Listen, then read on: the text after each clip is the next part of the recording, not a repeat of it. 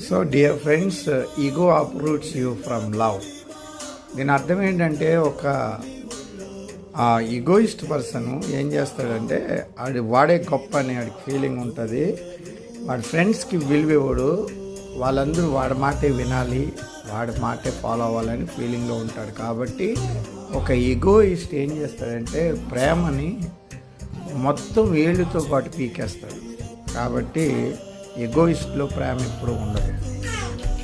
అలాగే చరిత్రలో హిట్లర్ అనగా, మరి నెపోలియన్ అనగా, నెక్స్ట్ ఇక స్టాలిన్ అనగా, ఇంకా చాలామంది ఈగోయిస్టులు ఉన్నారు. వాళ్ళు స్వార్థం కోసమని ఎవరినైనా నాశనం చేయడానికి సిద్ధమవుతారు. కాబట్టి మీరు ఈగోయిస్టులతో స్నేహం చేయవద్దు. ఓకేనా?